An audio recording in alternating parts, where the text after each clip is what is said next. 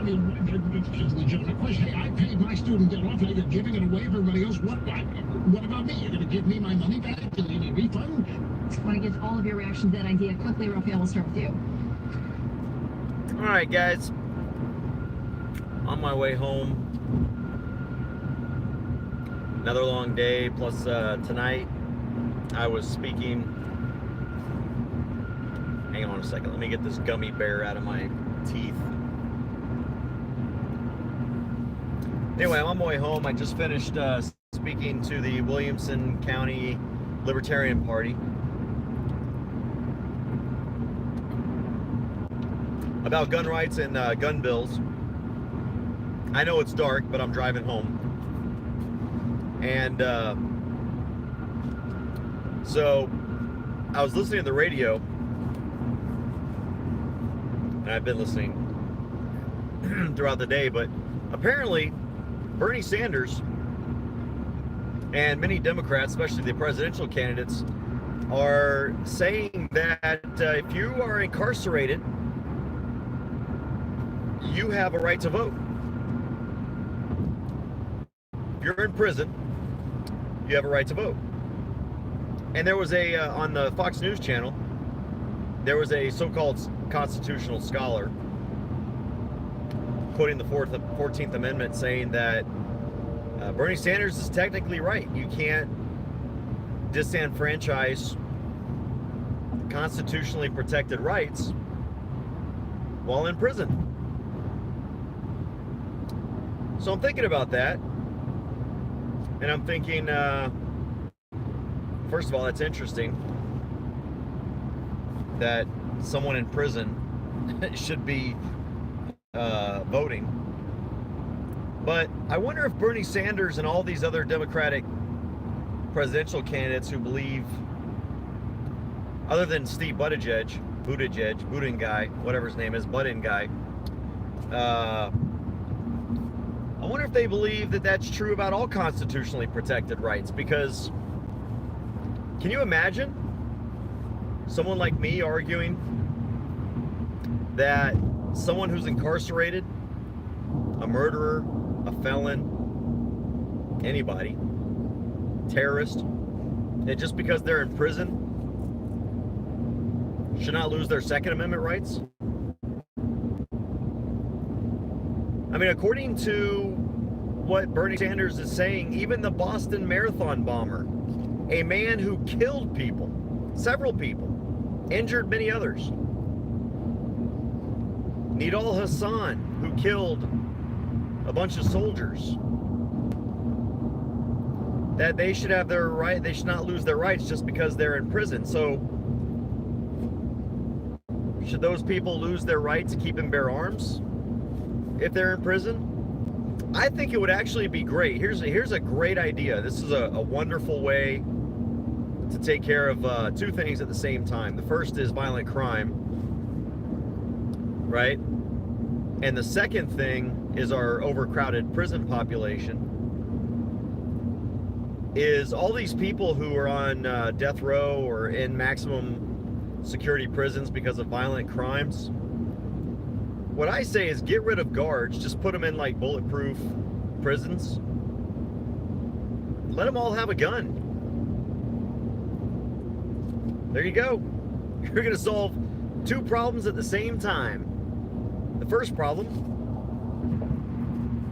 of course, is dealing with violent criminals. And the second problem is dealing with overcrowded prisons that taxpayers have to work their asses off to fund and to finance. But just take the guards, put the guards on the outside of all the bulletproof glass and all that stuff. Throw the guns in. Let them have their right to keep and bear arms in these maximum security prisons, all these violent child rapists and whatever. And let them take care of the problem. It could be like Fortnite. Last man standing wins your right to vote. I don't know. But I find it very hypocritical that Democrats will sit there and argue for constitutionally protected rights of people who are in jail, who have not served their time in public, who have not paid their debt to society. These people should have their right, at least to vote, regained, reinstated. But after those felons serve their time and pay their debt to society for their crimes, once they get out, oh no, those people should have their gun rights stripped. You shouldn't have any rights whatsoever. Yeah, I know most people are in there for non-violent. That's why I specifically said maximum security prisons, because you're not going to get into a maximum security prison for a drug possession charge or anything like that. Maximum security prison is for violent criminals. That's why I was very specific in my wording. Those are the people you take care of by giving them their Second Amendment rights while they're in prison. Let these violent criminals who have killed, murdered, raped, and molested children, women, and men, let them have their gun rights. Just stick them in a hermetically sealed building and just let them go at each other. And whoever's the last person standing, right, kind of like Fortnite, whoever's that last person standing, before he can get released, has to clean up the mess. And then when he gets released, someone just puts a bullet in his head. There you go. Then he gets euthanized. That's the guy that gets to live to see, well, no, then you just actually, better yet, then you just put more people in there, more of these violent criminals in there, and continue the cycle. They just get to live in there until whenever. But it's interesting. It's interesting that the Democrats believe that felons in jail should have their rights, at least the right to vote, restored. But when they get out of jail, after they've paid their debt to society, they should still continue to have their rights restricted from them. So they're safe enough to be in society and not have their rights, but they're not safe enough to be in jail and do have their rights. It's mind-boggling the way that Democrats think, because I mean, I know how they think. The reason they want felons to vote is because a lot of people in prison are Democrats. I mean, Democrats only believe in the rule of law for other people, not themselves. And so there's a voting block in our prison population. And that's what it is. But, I mean, seriously, if I were a Republican, heck, if I were Trump, I'd be trolling them like crazy. I'd be like, you know what? Bernie Sanders he might be onto something. These guys should not lose their rights just because they're in jail or prison. As a matter of fact, they should retain their rights to keep and bear arms as well, and then make the Democrats try to justify why one is okay and one is not. And those of you that follow this channel and have listened to my diatribes know that there's only one place in the world, or one group of places in the world, that I believe guns should be banned. Just one place that people don't have their rights to keep and bear arms. And that one place is in jail or prison or whatever you want to call it. As long as someone's in jail, someone's in prison, then I'm sorry, you've lost your freedom, you've lost your rights until you serve your debt to society. And then after you serve your debt to society, I actually would agree that they should be allowed to vote again. If they're released into public, if they're safe enough to be in public, they should have the right to vote, and they should have the right to keep and bear arms, and they should have all their rights should be reinstated. Once someone has served their time, all of their rights should be reinstated, including the Second Amendment. And what we really need is criminal justice reform that creates stricter sentences for violent criminals, and we get rid of all this nonsense in our prison system where prisoners are allowed to sue because they don't like what kind of peanut butter they have. They want crunchy peanut butter.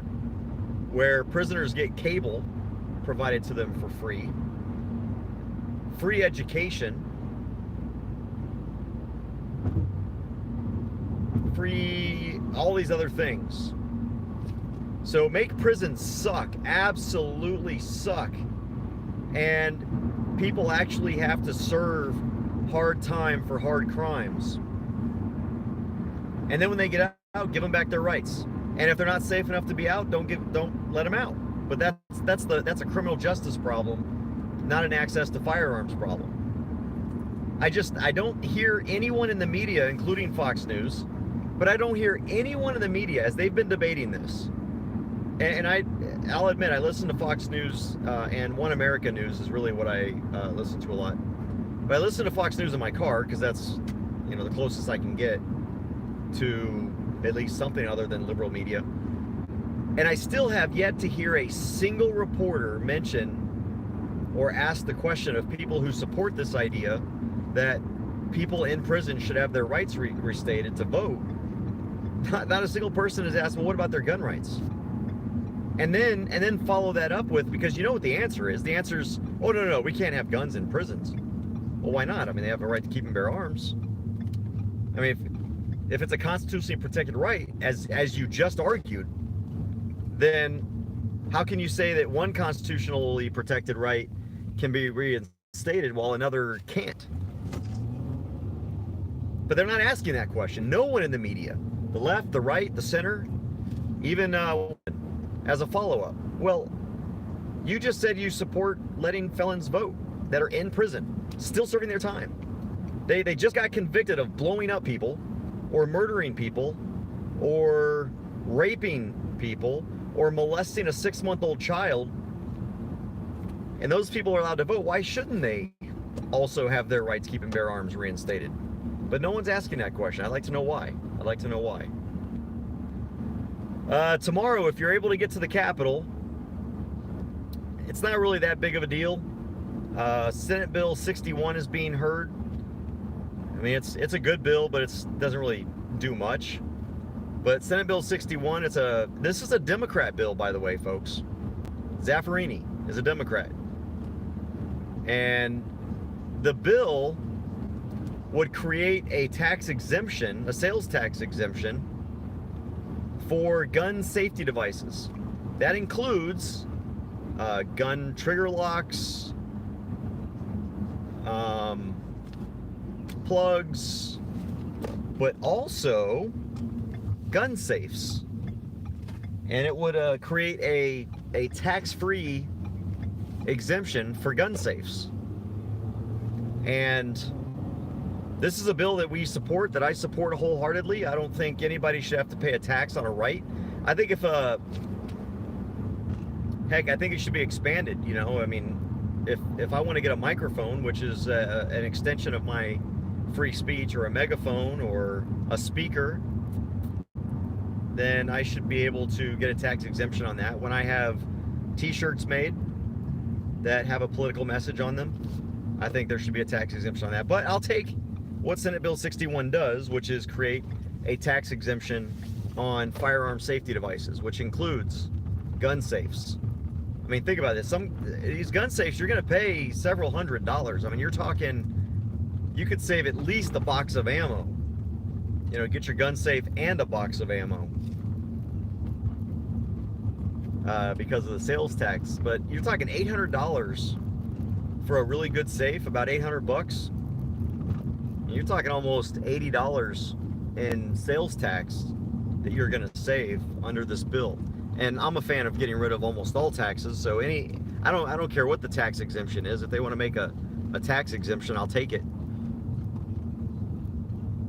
All right, I am almost home. So for the next few minutes, if you guys have a question or something, I'm on a back country road, so I'm going very slow. It's like 25 miles an hour because I'm 20 miles an hour now because I'm going through my pasture. Let me know if you got a question, comment, anything you want me to comment on or remark on. No, not raise sales tax. Heck no.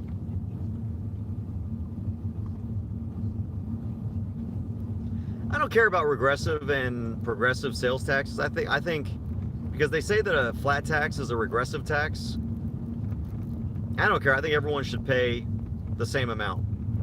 10%, no matter what you buy, 10%. And I realize that, for a poor person who has to buy $100 in groceries, and pay $10, that $10 is going to be harder on a poor person than a rich person. I don't care. We shouldn't care. If you truly believe in freedom, it shouldn't matter if someone's rich or poor. Everyone should have to contribute to the system equally.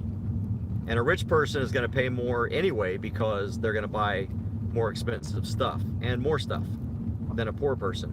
But every member of society, especially if you benefit from what taxes provide, you should have to contribute to that system. So maybe if someone had to pay 10 or 12% sales tax in order to get all of their benefits because it's so expensive to pay for lazy people, they'd be less likely to vote for people who are going to raise their taxes, i.e. Democrats. Well, shoot, or Republicans. Both of them love taxes and big government. All right, so I'm almost home. I don't see any other comments here.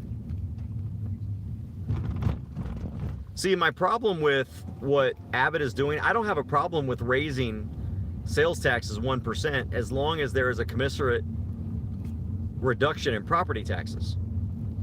But the problem is we're not getting a 30% reduction in property taxes, which is what it would take to cover a 1% increase in sales taxes, because a 1% increase in sales taxes is going to raise as much money as 30% of what people are paying in property taxes. And so unless they lower property taxes 30%, I don't support raising sales tax 1%. But if they're willing to get rid of sales taxes, property taxes by 30%, then absolutely, I'm okay with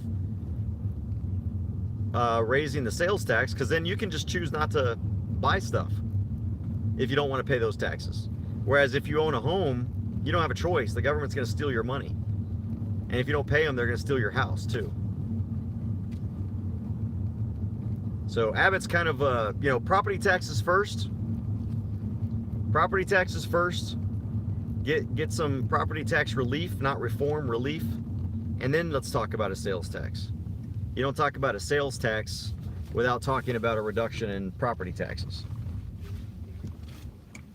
All right, I am home. I will give this about 30 more seconds to see if anybody has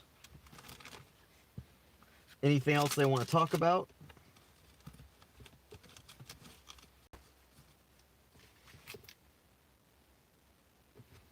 Yeah, and that's the other. Old and Slow says that the biggest problem with raising taxes is they rarely use the increased revenue for what they said they needed it for. You know what also drives me nuts about politicians and tax talk is we always talk about the fact that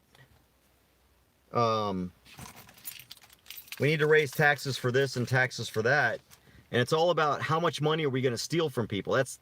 Any of this talk about raising and lowering taxes is really a discussion about how much money government is going to steal from you and what is an acceptable amount for government to steal from you.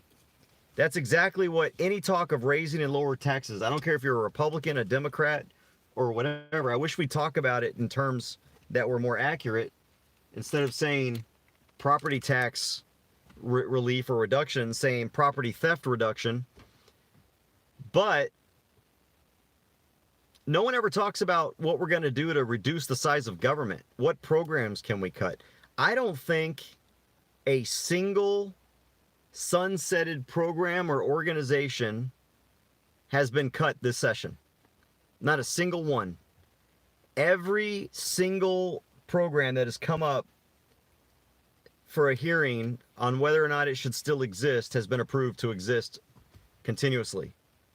But we never talk about, whenever there's trouble paying for programs, we never talk about, well, let's cut government here so we can pay for government there. No, it's always, well, let's tax this more instead of that. Or let's add a tax here where there's not a tax. i.e., let's steal more money. Texas does not have, it has a state sales tax, but it does not have an income tax. Are the teachers going to get their $5,000 raise, CJ? See, that's another thing is, once again, I do believe that teachers should be paid more. The problem is I don't think the education system needs more money. The education system gets enough money as it is. The problem is that it doesn't go to the right places. It goes to administration. It goes to $1 million stadiums. You know, they'll take out a bond to buy a new stadium, but they won't take out a bond to pay for teachers. And so we can take the same budget that our schools have always had. I mean, look at Dallas. I think it's Dallas ISD. The superintendent, there's like 5 assistant superintendents. All of them make 6-figure salaries. All of them. That's how much money. I mean, think of how much money one of those guys' salary could probably put, and I know this isn't a lot of money, but one of those guys' salary alone could put $10 probably into every teacher's paycheck each month. And I know that doesn't sound like, but we're just talking one. I mean, get rid of all 4 of them. That's $40 a month per teacher. Now think of all the other things you can get rid of that schools waste their money on, and how much that can go into teachers' paychecks. So the people who actually do all the work, the teachers, are the ones that get screwed the most. Yeah, the teachers' unions are another big problem with that. Teachers have to pay the teachers' unions. That's money coming out of teachers' paychecks right there. Now, I don't think, actually, I don't think they're required to, in Texas, I don't think they're required to pay into the teachers' unions, but a lot of them do, because of school policies, or there are ways that they encourage teachers to join the unions. And I understand how the difference between, so here's the difference between, Bill, the difference between CEOs in the private industry and in the public life is that the CEOs are the ones running companies, and they have to make money to earn money. The teachers, this is government programs, and they don't have to produce anything at all. That's why it's so inefficient, because there's really, I mean, we've tried to get different metrics and things like that, but I don't actually have a problem with CEOs making a lot of money, because they're the ones that sit up there and have the insight to create changes that make their product better. There's no incentive to make education better, because teachers get paid anyway by taxes, and you know, it's not like they're going to lose jobs if the company loses money, because in education you don't ever lose money. You know that the government's just going to keep paying for these things. I'm good with sports betting. I don't have any problems with that. Schools misuse their funds. They also get extra funds for each student with special needs, but we'll tell those parents that programs have been cut. Yep, you're so right. You're so right. Yes, Bill, a lot of them are welfare recipients. Unions need lobbying money. That's where that money goes. All right. Yeah, I know there's no union shops in Texas, but there's these associations, the Texas Education Association. So they belong to these, they call them associations now. It's just another word for unions. Okay, I think that's it for now. All right, guys, I'm going to get off here. I've got an early morning again tomorrow. Again, SB 61 is going to be heard tomorrow in the Finance Committee at 9 o'clock if you're anywhere near Austin. And this is the bill that would exempt what's called gun safety devices, firearm safety devices. So locks, trigger locks, gun safes, and things like that. Oh, I wonder if I could get a tax exemption if I bought one of those like hidden gun safes as well. I wonder if that would include, that'd be awesome. All right, guys. Hey, take care. I'm just